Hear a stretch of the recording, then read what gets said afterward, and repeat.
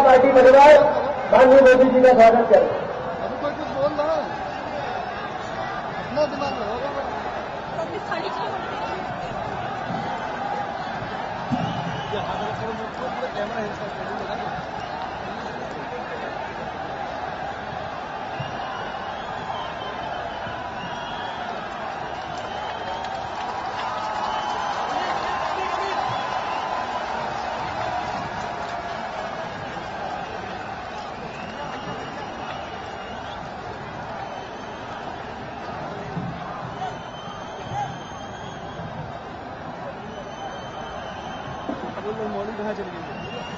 मैं भारतीय जनता पार्टी के नगर अध्यक्ष विनोद मिश्रा जी को आमंत्रित करता हूं कि वह संक्षिप्त स्वागत भाषण दें।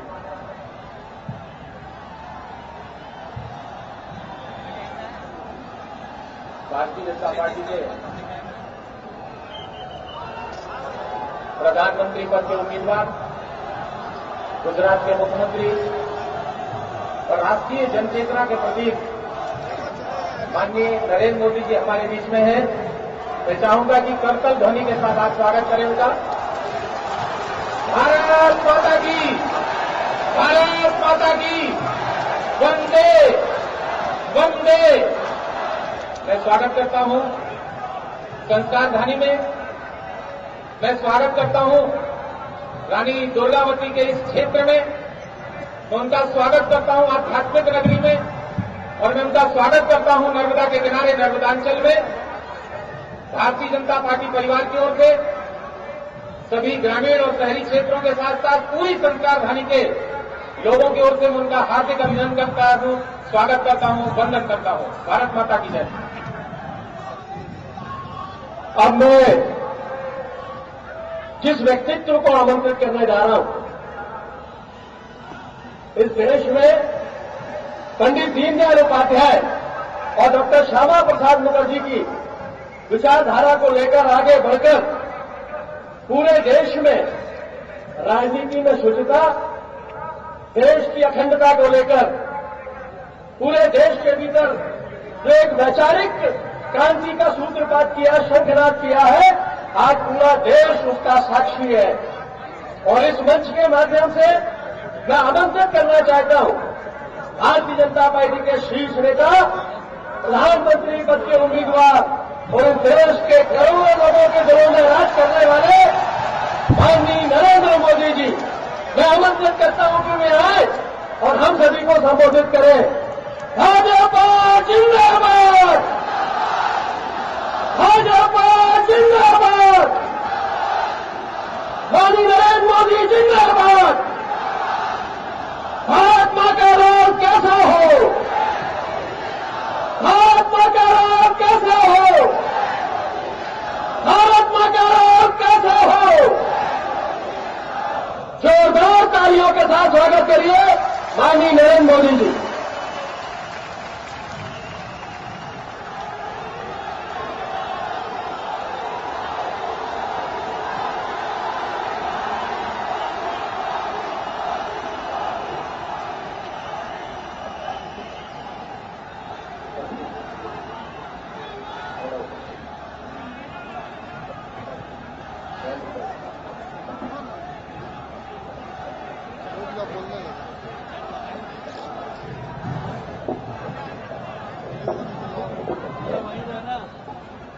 बोलने लगा।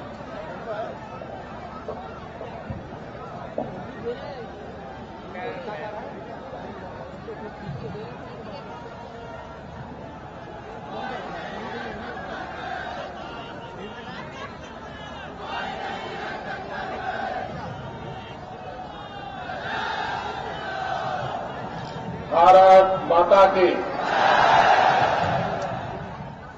मंच पर विराजमान डॉक्टर विनोद मिश्रा जी,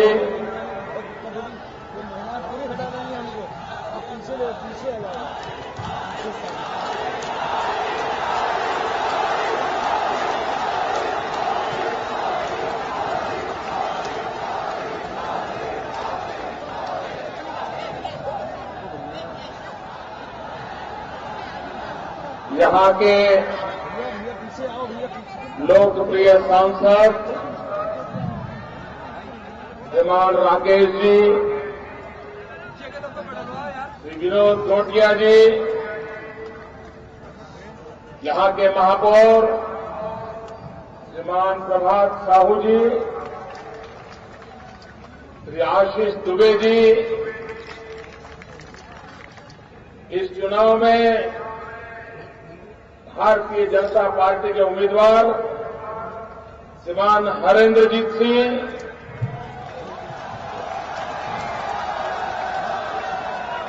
भाई अंचल सोनकर,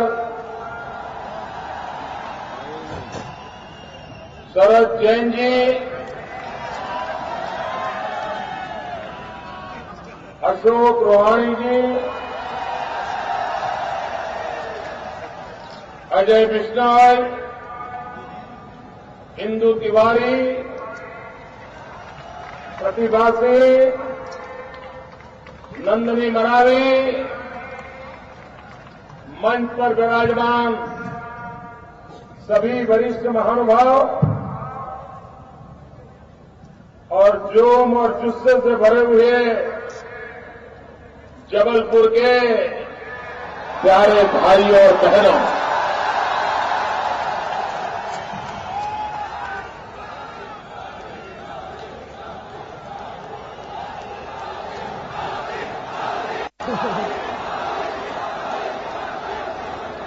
भाइयों बहनों,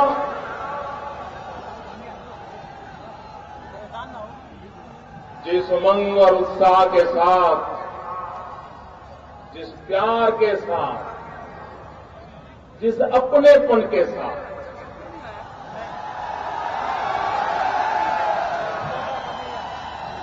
आप मुझ पर इतनी प्रेम वर्षा कर रहे हो, मैं सर झुकाकर जनता जनार्दन को नमन करता हूं।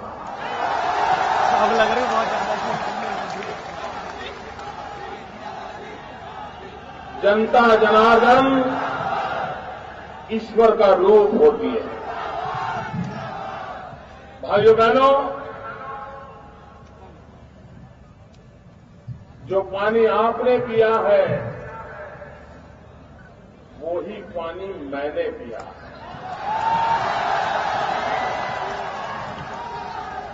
जिस पानी ने आपको पाला है उसी पानी ने हमें पाला है।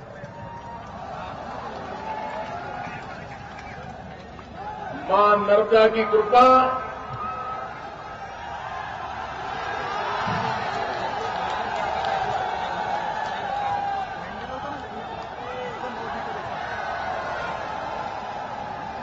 आप पर भी मां नर्मदा की कृपा बनी है, हम पर भी मां नर्मदा की कृपा बनी हुई है।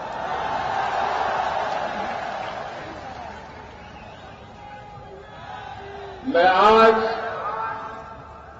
शहडोल गया था, मैंने वहां की मिट्टी को नमन किया। अगर अमरकंटक न होता,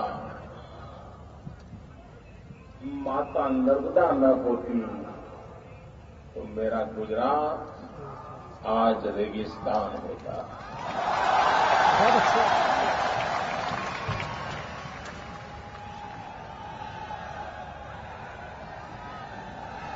हम पर मां की कृपा इतनी बनी है, और पहले हम लोग नर्मदा मैया की परिक्रमा करते थे। भक्तजन नर्मदा मैया की परिक्रमा करने के लिए निकलते थे, लेकिन आज विज्ञान और टेक्नोलॉजी की ताकत यह है कि स्वयं नर्मदा मैया मेरे गुजरात की परिक्रमा करती है। गांव गांव घर घर जाकर के आशीर्वाद देती है, खेत खलिहान को हरा भरा कर देती है। मेरे किसान के चेहरे पर मुस्कान है क्योंकि मां नर्मदा। भाइयों बहनों, ये भूमि माता दुर्गावती की वीर भूमि है और जिनके जल व्यवस्थापन की चर्चा आज भी होती है। 56 ताल, मैं सही कह रहा हूं ना? वरना कल मीडिया में चलेगा 24 घंटे। 56 नहीं 57 थे, मोदी 56 बोल रहा है।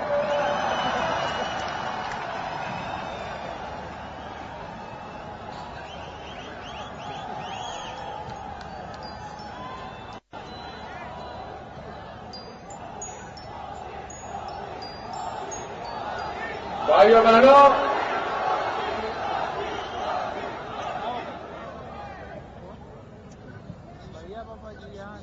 25 तारीख को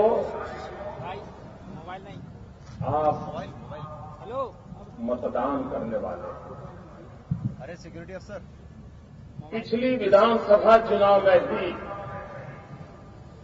मैं जबलपुर आया था और वो चुनाव प्रचार का आखिरी दिन था और उस समय आदरणीय ईश्वर जी हमारे साथ थे। आज उनकी गैरहाजिरी में आपके दर्शन करने के लिए मैं आया।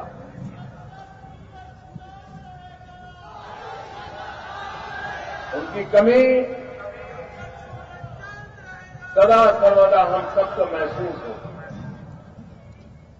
सालों तक नींव के पत्थर बनके इस पार्टी को आगे बढ़ाया और काम करते करते ही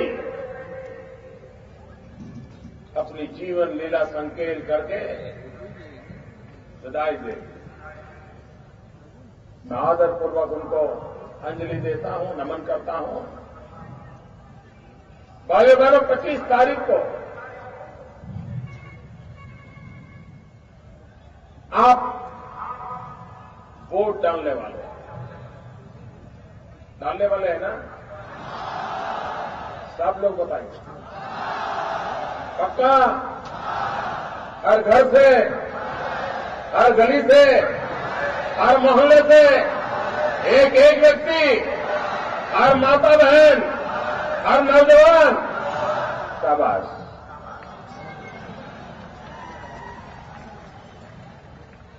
मित्रों, 25 तारीख को आप सिर्फ आपका विधायक तय करने वाले नहीं। 25 तारीख को आप सिर्फ जबलपुर का भाग्य निर्धारित नहीं करने वाले। 25 तारीख को आप सिर्फ सरकार चुनने वाले नहीं हो। 25 तारीख को आपके एक वोट से आप मध्य प्रदेश की भाग्य रेखा लिखने वाले हो।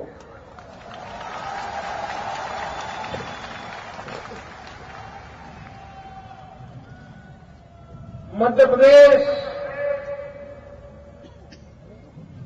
कैसे आगे बढ़े, हिंदुस्तान की विकास यात्रा में मध्य प्रदेश कैसे अपना योगदान दे। मध्य प्रदेश का मेरा आदिवासी, मेरा दलित भाई, मेरे गरीब परिवारजन, मजदूर, किसान, गांव, खेत, खलिहान, शहर हो, कस्बा हो, 21वीं सदी के अनुकूल हमारा मध्य प्रदेश विकास की ऊंचाइयों को कैसे पार करे। ये चुनाव इसके लिए। भाइयों बहनों,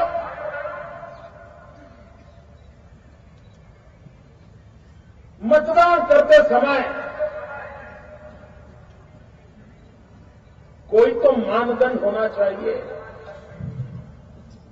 क्या आप वादों के आधार पर वोट करेंगे कि किए हुए कामों के आधार पर वोट करेंगे? आप कांग्रेस सरकार के कारनामे और भाजपा सरकार के प्रयास, इनकी तुलना करके वोट करेंगे?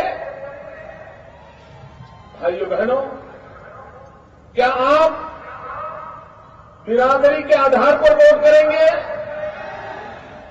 क्या आप जाति के आधार पर वोट करेंगे? क्या आप संप्रदाय के आधार पर वोट करेंगे? क्या आप सगे परिवार के आधार पर वोट करेंगे? भाइयों बहनों, मैं जबलपुर के लोगों का आभारी हूं कि आप मतदान राज्य की भलाई के लिए करने वाले थे।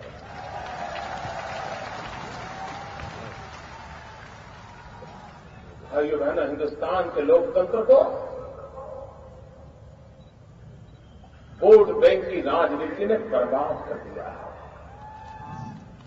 तबाह कर दिया। और जिन लोगों के वोट बैंक की राजनीति की आदत पड़ गई है, वे किसी भी हालत में विकास की दिशा में जाने के लिए तैयार नहीं। विकास की बात आते ही उनको बिच्छू काट जाता है।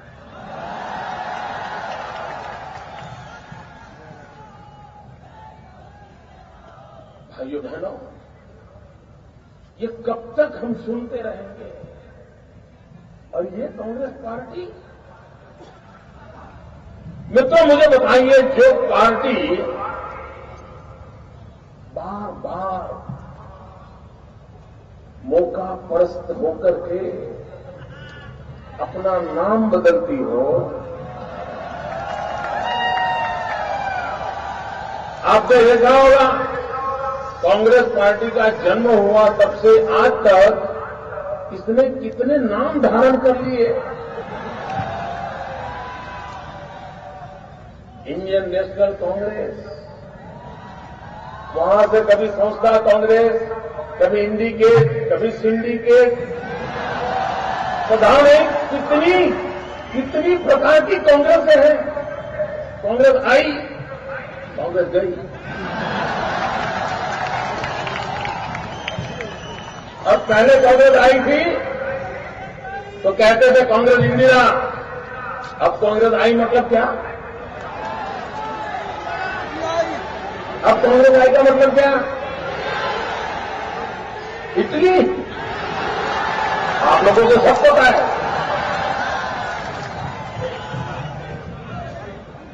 भाइयों बहनों,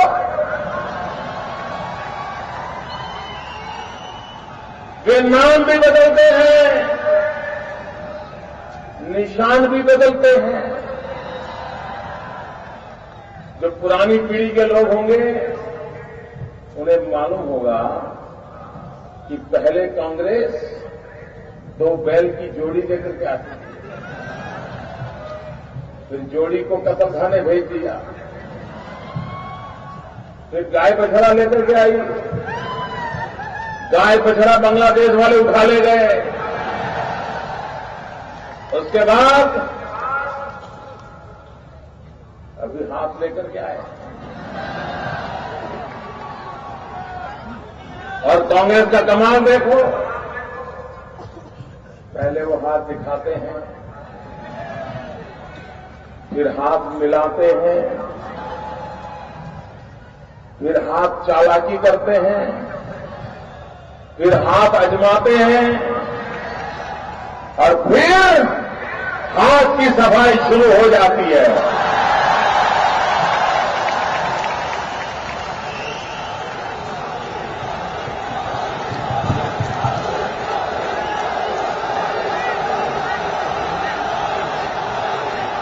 दिखाते हैं एक हाथ, लेकिन माल उठाते हैं दोनों हाथ से। भाइयों बहनों, ये ऐसी पार्टी है जिसने नाम बदला, निशान भी बदला, नारे भी बदले। पता नहीं पहले क्या क्या नारे देते थे, खिसकते खिसकते खिसकते। इस बार तो उनको नारा ही समझ नहीं आता है क्या दे, पता ही नहीं चल रहा क्या नारा दे।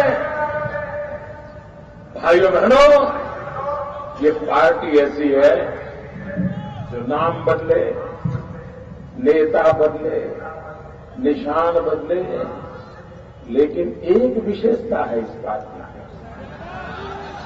वो कभी अपनी नीयत नहीं बदलती है।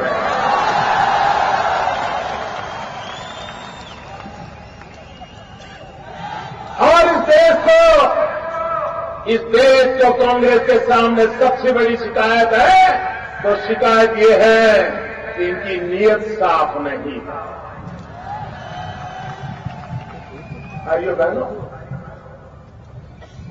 वोट बैंक की राजनीति ने देश को तबाह कर दिया, बर्बाद कर दिया। और कांग्रेस पार्टी इसके ब्लड में अंग्रेज जो कुछ छोड़ के गए ना, वो सारा का सारा उनके अंदर भरा पड़ा है। कांग्रेस, अंग्रेजों का स्वभाव था डिवाइड एंड रूल, बांटो राज करो। ये कांग्रेस पार्टी का भी स्वभाव यही है, बांटो और राज करो। भाई को भाई से लड़ाना,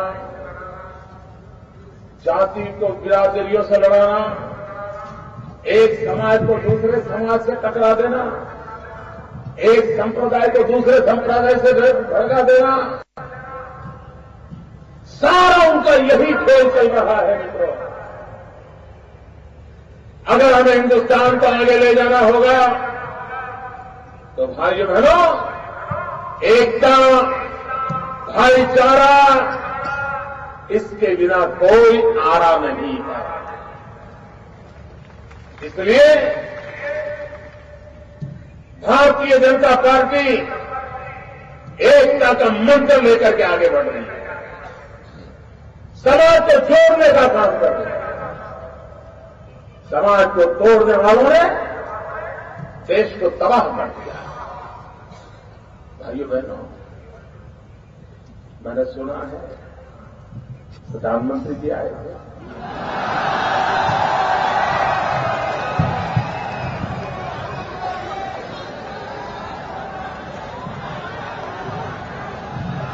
आप लोग उनको देखने भी नहीं गए, ऐसा करते हैं क्या? ऐसा नहीं, ऐसा नहीं। अरे कम से कम देखने के लिए तो जाना था।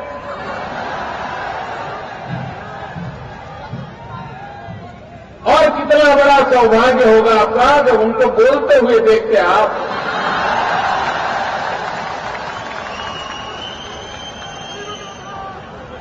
आपने मौका गंवा दिया, फिर ऐसे प्रधानमंत्री आपको देखने को नहीं मिलेंगे।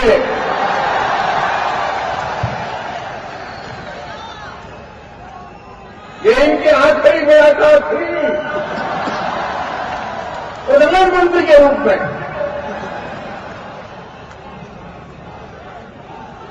भाइयों बहनों, कांग्रेस के दिन पूरे हो चुके।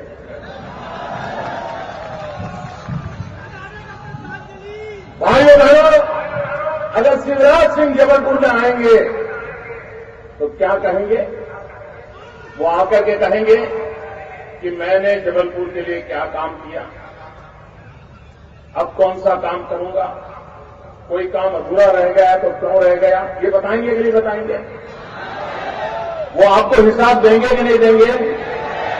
क्या प्रधानमंत्री जी यहां आए थे, उनकी जिम्मेवारी नहीं थी कि जबलपुर की जनता को अपने काम का हिसाब दें? जबलपुर का रेलवे का सवाल अटका पड़ा है, क्यों नहीं कर रहे? क्यों जवाब नहीं दे रहे? जवाब देना चाहिए नहीं देना चाहिए? भाइयों बहनों, आज पूरी दुनिया में टूरिज्म विकास के लिए बहुत बड़ा क्षेत्र बना हुआ है।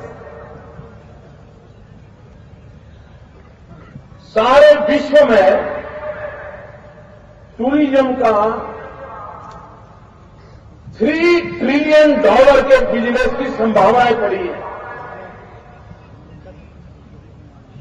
अगर हिंदुस्तान चाहे विश्व भर के टूरिस्टों को आकर्षित कर सके, इतना समृद्ध विरासत हमारे पास है।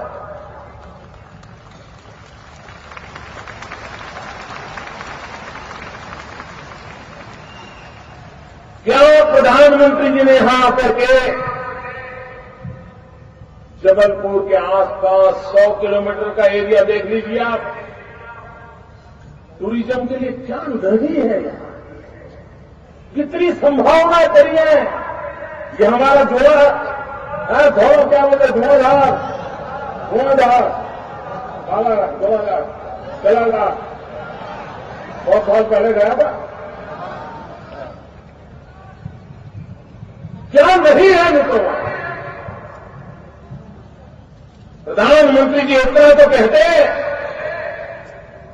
कि भारत सरकार टूरिज्म के विकास के लिए जबलपुर को केंद्र में रख करके 100 किलोमीटर के आसपास, चाहे चित्रकूट हो या ये आपका पंचमढ़ी का है, क्या नहीं है मित्रों? क्या बात को कह सकते थे? कहा, बोला, भरोसा दिया, कुछ नहीं ना। फिर कहते वोट दो, देना चाहिए ना देना चाहिए? मुझे बताओ क्यों देना चाहिए? अरे कम से कम देश के प्रधानमंत्री आए तो जनता जनार्दन की अपेक्षा रहती है कि हमारे इलाके की भारत सरकार से जुड़ी हुई जो समस्या है, उन समस्याओं का समाधान हो। लेकिन वे, उनको विकास, कांग्रेस को और विकास को लेना देना ही नहीं था। 36 का आंकड़ा है, कांग्रेस और विकास के बीच में 36 का आंकड़ा है, क्योंकि उनको वोट बैंक की राजनीति आदत हो गई है। भाइयों बहनों, मैं बताऊं, आज हमारे शिवराज जी ने मध्य प्रदेश में टूरिज्म के लिए जो काम किया है, मैं जब आज देख रहा था मुझे इतना आनंद हुआ सुनकर के। भाजपा की सरकार बनी, उसके पहले जो सरकार थी 10 साल पहले, क्या नाम था? क्या नाम था? क्या नाम था भाई? याद है कि भूल गए? क्या फिर से भ्रष्टाचार कर रहा है? आप ये बड़ी बड़ी बातें करने वाले बड़े बड़े नेता, उन्होंने टूरिज्म के नाम पर कुछ नहीं किया। और तब तो छत्तीसगढ़ आपके साथ था। बस्तर अपने आप में पूरे विश्व के टूरिस्टों को आकर्षित करने की ताकत रखता था। और उस समय 10 साल में 50 लाख से ज्यादा टूरिस्ट मध्य प्रदेश में नहीं आते। मैं शिवराज जी को बधाई देता हूं, उन्होंने टूरिज्म के क्षेत्र में ध्यान केंद्रित किया। शिवराज जी के कालखंड में 5 करोड़ टूरिस्ट मध्य प्रदेश में आए, 5 करोड़ टूरिस्ट। और ये तो अभी शुरुआत है।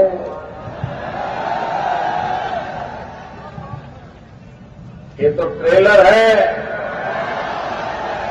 पूरी फिल्म तो अब शुरू हो रही है। भाइयों बहनों, एक जमाना था ताजमहल के बाद अधिकतम टूरिस्ट आ जाते थे तो राजस्थान की तरफ जाते थे, क्योंकि आगरा से वहां जाना सरल रहता था।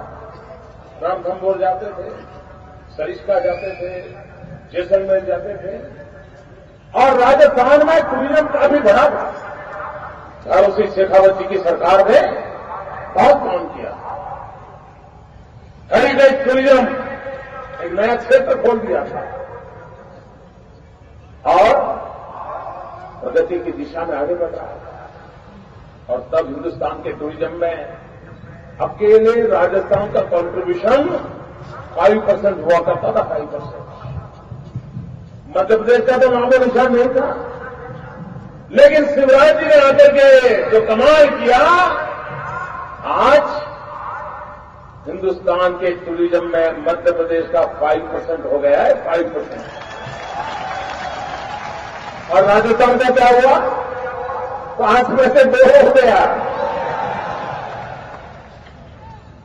भाइयों बहनों, कभी हम मध्य प्रदेश, उत्तर प्रदेश, बिहार, राजस्थान बीमारू राज्य के रूप में जाने जाते थे। पूरे देश को चिंता रहती थी बीमारू राज्य का होगा क्या। और उनके करीब वो बीमारू की नजर से देखा जाता था, उपेक्षा का भाव था। लेकिन भाइयों बहनों, शिवराज जी ने जो मेहनत की है, जो पुरुषार्थ किया है, जिस लगन से काम किया है, आज मध्य प्रदेश बीमारू के कलंक से बाहर निकल गया था।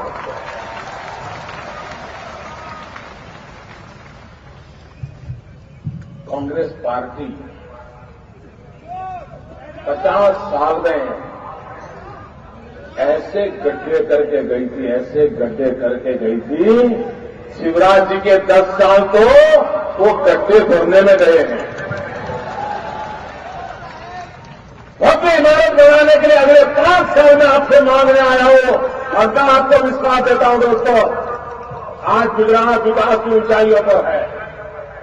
विकास की चर्चा होती है तो गुजरात की चर्चा किए बिना तो रह नहीं सकता है। उसका एक कारण क्या?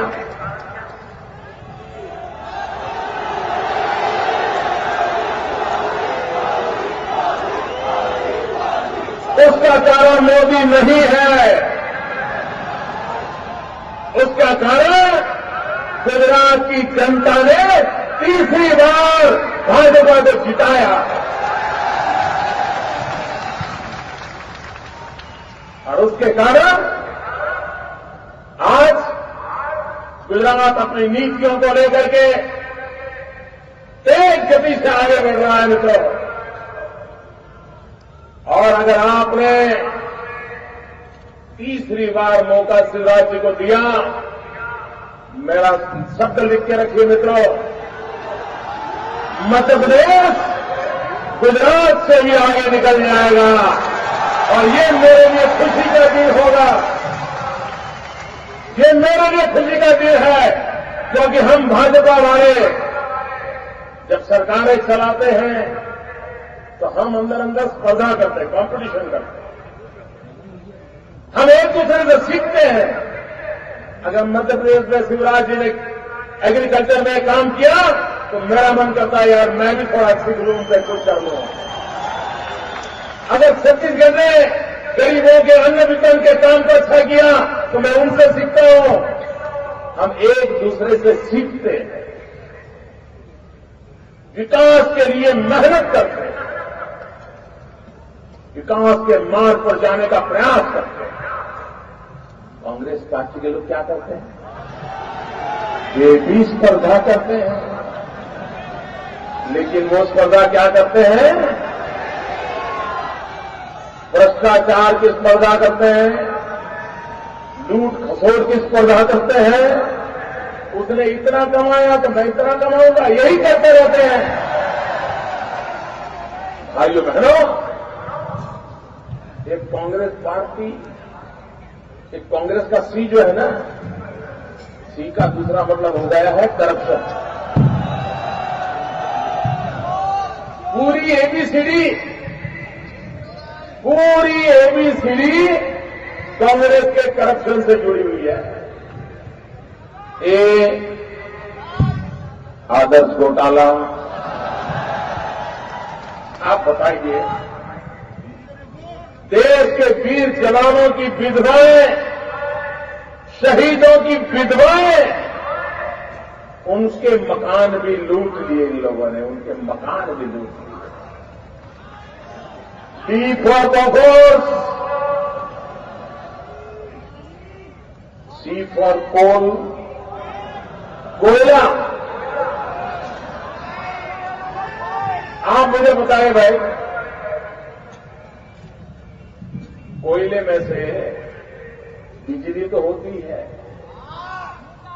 लेकिन कोई कोयले में से रुपये निकाल दे, ऐसा कुछ सुना था कभी? ये दिल्ली वालों की कमाल देखो, कोयले में से रुपये निकाल दिए।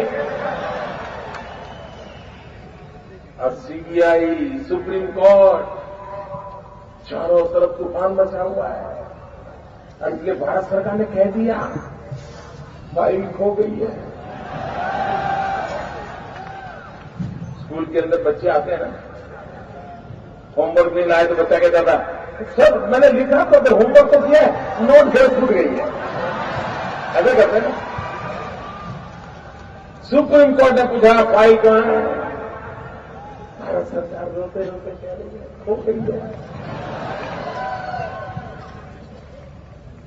सुप्रीम कोर्ट के दरवाजे पर तो भारत सरकार की कोयले की फाइल खो गई होगी, हिंदुस्तान में तो दिल्ली की पूरी सरकार खो गई है दोस्तों।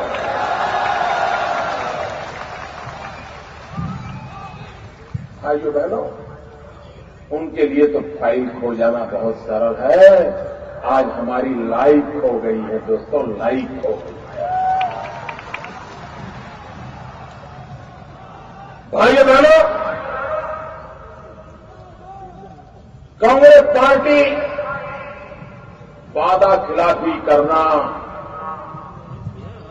इसमें मशहूर है। इस बार भी चुनाव में आपको भांति भांति के वादे किए होंगे, हम ये करेंगे, हम वो करेंगे, हम जितना करेंगे, हम फलाना करेंगे।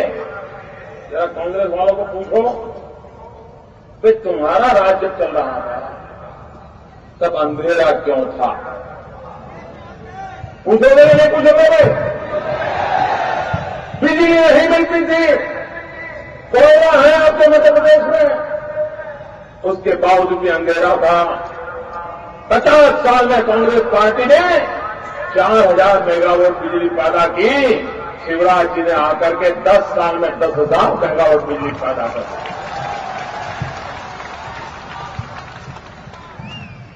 और उसके कारण सिर्फ बिजली का लट्टू जल रहा ऐसा नहीं है।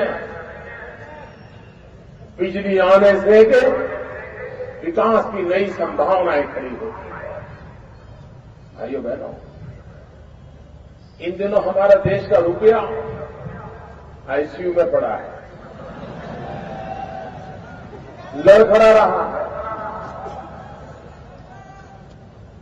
रुपये की कीमत घट रही है।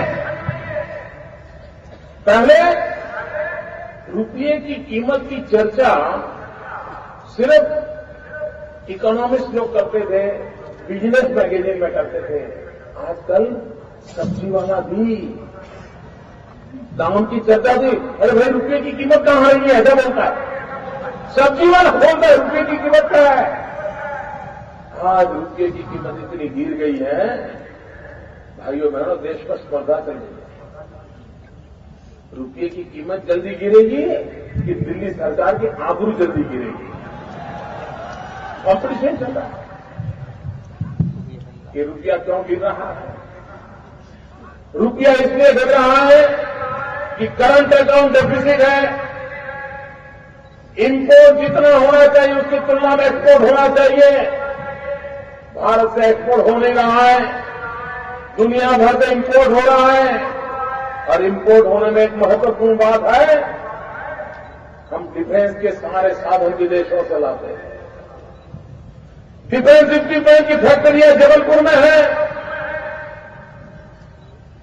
न कहीं रिसर्च हो रही है, न कहीं नए संशोधन हो रहे हैं, न तो नए एक्सपांशन हो रहा है।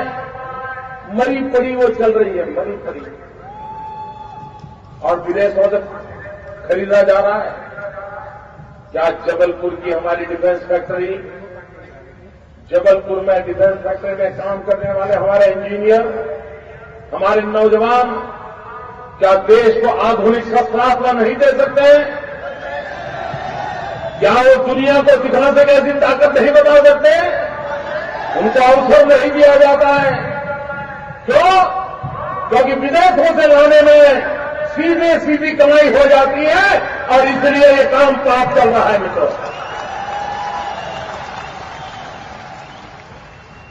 हर चीज में घोटाले, आपने सुना होगा, अभी हेलीकॉप्टर के घोटाले की चर्चा चालू है, सब के घोटाले की चर्चा चालू है।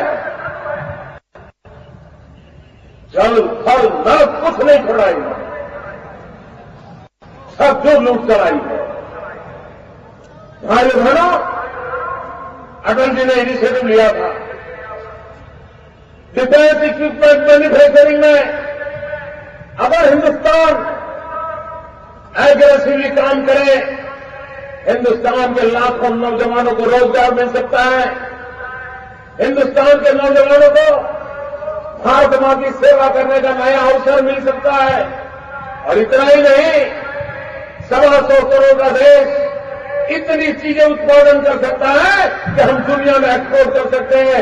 आज दुनिया से हम शस्त्र खरीद रहे हैं, हम दुनिया को शस्त्र बेच सकते हैं।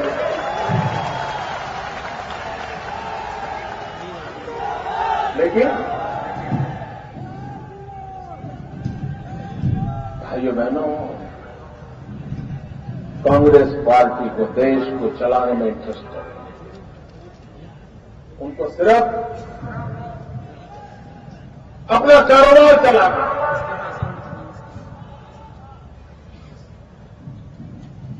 उनके लिए गणतंत्र ये डेमोक्रेसी का अर्थ नहीं है। इनके लिए गणतंत्र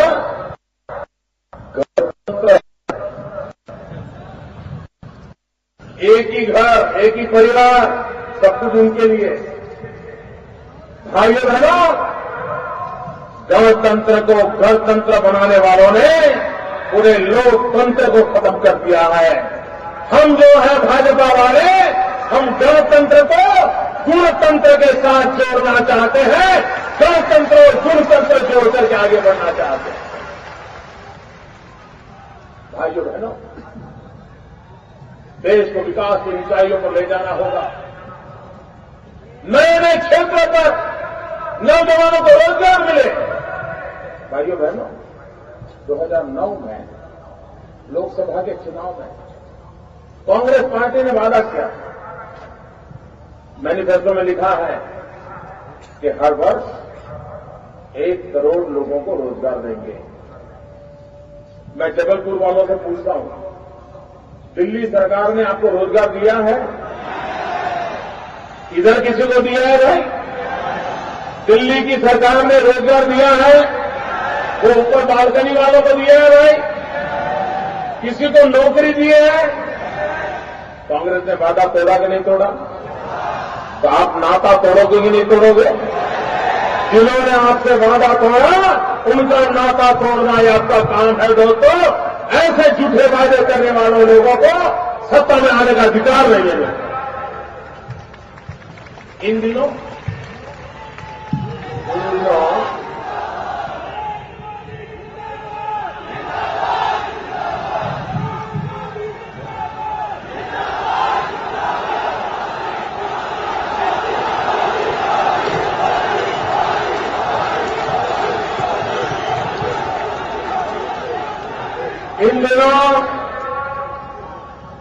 वो शहजादे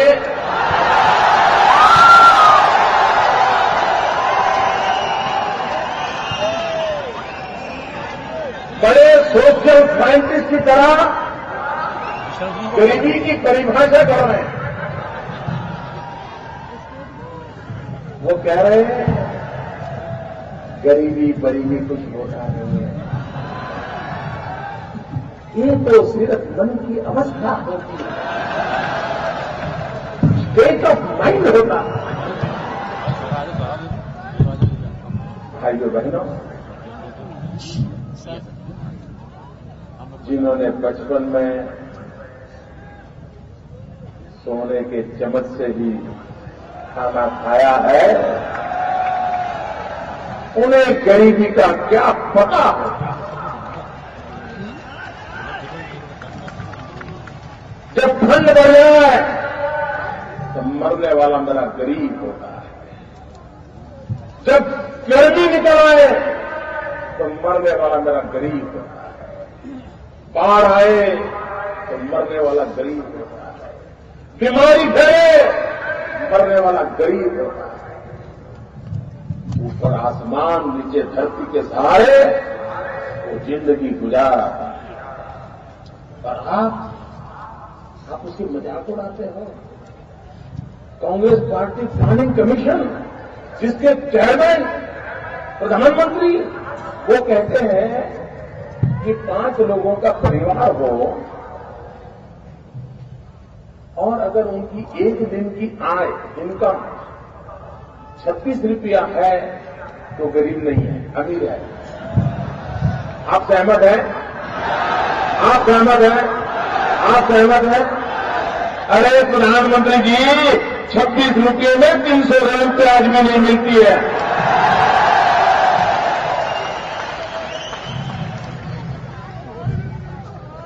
और आप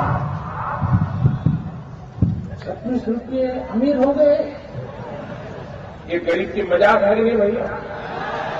क्या सिर्फ सुबह शाम चुनाव आते ही माला लेकर के बैठ जाओ, गरीब गरीब गरीब गरीब गरीब, उससे गरीब की काम उनके प्रति संवेदना होती है क्या? दिन में 1000 बार गरीब गरीब बोल करके वोट पाने की कोशिश करो, ये गरीबों के प्रति आदर का भाव है क्या? गरीबों के घर के जाकर के फोटो निकालना, ये गरीबों की चर्चा है क्या?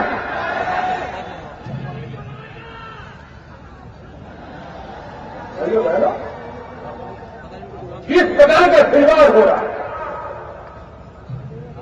गरीबों की मजाक उड़ाई जा रही है। भाइयों बहनों, ये हम लोगों की कोशिश होनी चाहिए। वो गरीबी में पैदा भले हुआ हो, लेकिन हम ऐसी स्थिति पैदा करें तो उसको गरीबी में मरने की नौबत न आए, ये हमारा जिम्मा होना चाहिए, ये हमारा दायित्व होना चाहिए। लेकिन भाइयों बहनों, कांग्रेस पार्टी के लिए गरीब सिवाय वोट कुछ नहीं है। हमारे लिए गरीब एक जीता जाता इंसान है, परमात्मा का रूप है। हम दरिद्र नारायण की सेवा करने वाले लोग। भाइयों बहनों, ये चुनाव वोट बैंक की राजनीति के खिलाफ विकास की राजनीति का है, और मैं आपसे प्रार्थना करने आया हूं, विकास की राजनीति ही देश के लिए सच्ची राष्ट्र नीति है। और हम लोग राजनीति वाले नहीं हैं, हम लोग राष्ट्र नीति वाले हैं। हम राजकारण वाले नहीं हैं, हम राष्ट्रकारण वाले हैं। हमें देश की भलाई का काम करना है। भाइयों बहनों, अभी तो मध्य प्रदेश का चुनाव होगा, 200 दिन के बाद लोकसभा का चुनाव होगा। इस बीच में 200 दिन बाकी है। ये दिल्ली की सरकार का जाना तय है।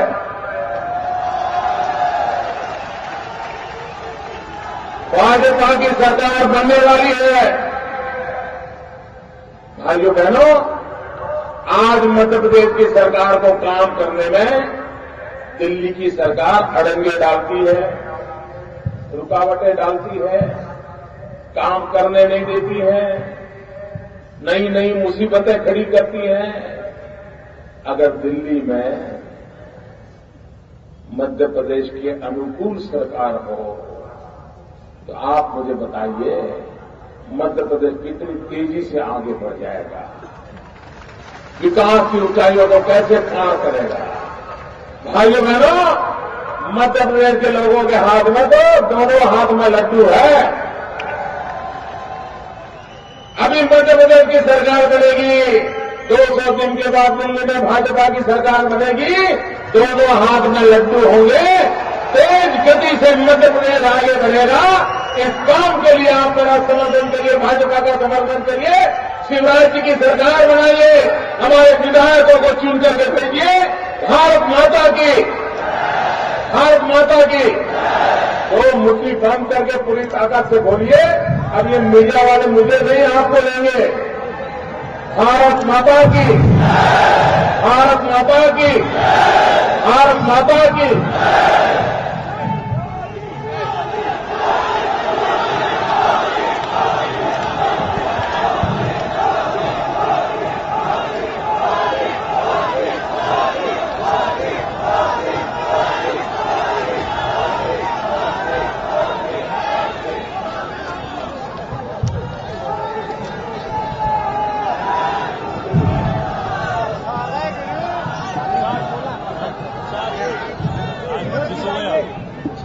चालू हुआ था 30 और 60